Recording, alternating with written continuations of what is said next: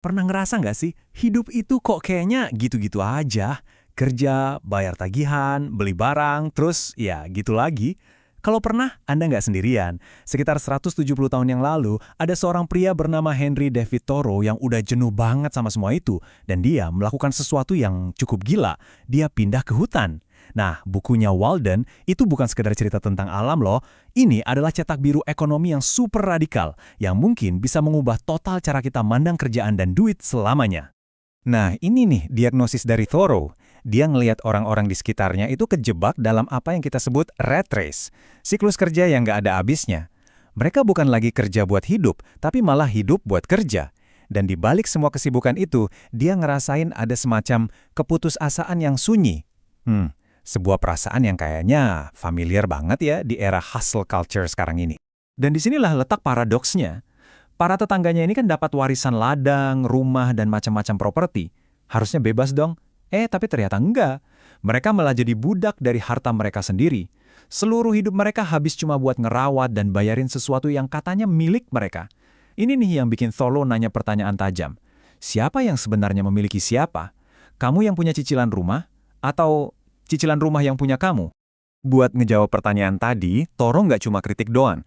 Dia membongkar fondasi ekonomi sampai ke akar-akarnya.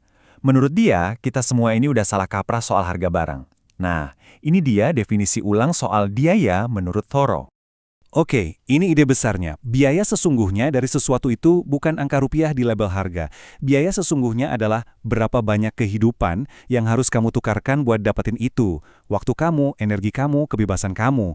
Jadi, pas kamu lihat ponsel baru, pertanyaannya bukan lagi berapa harganya, tapi berapa jam hidup gue yang harus gue korbankan buat ini. Perbandingan ini, jujur ya, kayak tamparan keras. Coba bayangin, manusia beradab, ngabisin 10-15 tahun, itu bagian terbaik dari hidupnya loh. Cuma buat nyicil rumah yang ujung-ujungnya malah memenjarakan dia. Sementara itu, yang disebut Thoreau, manusia primitif, bisa bangun tempat tinggal cuma dalam 1 atau 2 hari, habis itu bebas, bisa nikmatin sisa hidupnya. Pertanyaannya jadi jelas banget, siapa yang sebenarnya lebih kaya dalam hal kehidupan? Thoreau itu bukan tipe filsuf yang cuma ngomong di Menara Gading. Enggak, dia itu seorang praktisi. Dia benar-benar ngebuktiin teorinya dengan merancang sebuah eksperimen radikal selama 2 tahun di pinggir Danau Walden. Langkah pertamanya, simplifikasi total. Dia pangkas semua kebutuhannya sampai cuma sisa 4 hal ini aja. Makanan, tempat tinggal, pakaian, dan bahan bakar. Bukan keinginan, bukan kemewahan, tapi benar-benar apa yang mutlak perlu buat bertahan hidup. Tujuannya apa? Ya untuk ngukur dengan presisi, berapa sih biaya minimum untuk hidup kalau dihitung dalam satuan waktu dan tenaga. Nah, ini penting banget nih buat dicatat. Tujuannya itu bukan buat jadi miskin. Justru sebaliknya, ini tentang menjadi kaya. Kaya waktu, kaya kebebasan, kaya pengalaman. Dengan ngebuang semua beban, utang, kerjaan yang nggak penting, kecemasan soal barang, dia jadi bebas buat fokus ke bisnis utamanya, yaitu benar-benar hidup, mengamati, dan berpikir. Oke, jadi teorinya udah, tujuannya jelas.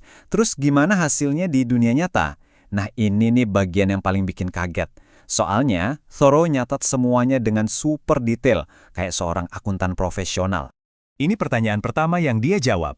Coba deh, lupain dulu KPR 30 tahun atau sewa yang nggak ada habisnya. Berapa sih biaya sebenarnya buat ngebangun tempat tinggal kita sendiri dari nol? Jawabannya, $28, 12,5 sen. Udah itu aja. Angka segitu bahkan di tahun 1845 itu kecil banget. Kira-kira setara sama biaya sewa kamar mahasiswa buat setahun. Thoreau ngebuktiin kalau kebutuhan dasar kita yang paling besar, yaitu tempat tinggal, sebenarnya bisa didapat dengan biaya yang sangat-sangat rendah. Dan ini bukan sulap atau angka ngasal loh. Coba lihat aja rincian biayanya. Semuanya tercatat rapih dari papan bekas sampai paku terakhir. Ini tuh kayak bukti matematis. Kalau dengan sedikit kreativitas dan kerja keras, salah satu pengeluaran terbesar dalam hidup kita sebenarnya bisa ditaklukkan. Terus gimana soal makanan? Wah, biayanya lebih rendah lagi, cuma 27 sen per minggu. Caranya? Simple banget, dia nanam sendiri makanannya. Kacang, kentang, jagung. Dia nunjukin kalau kita nggak perlu bergantung sama supermarket atau industri pangan yang mahal, cuma buat bertahan hidup. Jadi inilah hasilnya. Eksperimennya sukses besar. Dengan kerja cuma sekitar 6 minggu dalam setahun buat nutupin semua biayanya, sisa waktunya itu 100% jadi miliknya. miliknya buat jalan-jalan, mikir, baca, nulis. Dia secara efektif berhasil membeli kembali hidupnya dari sistem ekonomi modern. Eksperimen Toro ini kan memang terjadi di abad ke-19 ya. Tapi pertanyaannya, kok malah makin relevan buat kita hari ini? Dan sekarang, tantangan itu dia lempar ke kita semua. Kita sekarang punya internet super kenceng, smartphone canggih, media sosial yang bisa nyambungin kita ke seluruh dunia. Tapi, Toro mungkin bakal nanya, semua kemajuan ini tujuannya apa? Apa teknologi canggih ini beneran bikin kita jadi manusia yang lebih baik, lebih bijaksana, atau lebih bahagia? Atau jangan-jangan ini cuma cara baru buat bikin kita sibuk, supaya kita lari dari pertanyaan-pertanyaan penting dalam hidup? Sekarang, coba deh tanya ini ke diri sendiri. Pikirin cicilan gadget, tagihan kartu kredit, langganan streaming yang numpuk, lemari yang penuh baju tapi nggak pernah dipakai. Berapa banyak jam kerja dan energi pikiran kamu yang kesedot buat ngurusin itu semua? Pertanyaan besarnya, sebenarnya apa aja sih dari diri kamu yang dimiliki sama barang-barang kamu itu?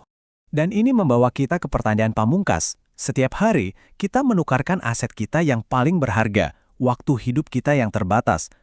Pertanyaannya adalah, untuk apa kita menukarkannya? Apakah untuk pengalaman, pengetahuan, dan hubungan yang berarti? Atau untuk barang-barang yang kata iklan dan masyarakat harus kita miliki? Toro nggak ngasih kita jawaban, dia cuma ngasih pertanyaan. Dan menjawabnya, ya itu pekerjaan rumah kita masing-masing.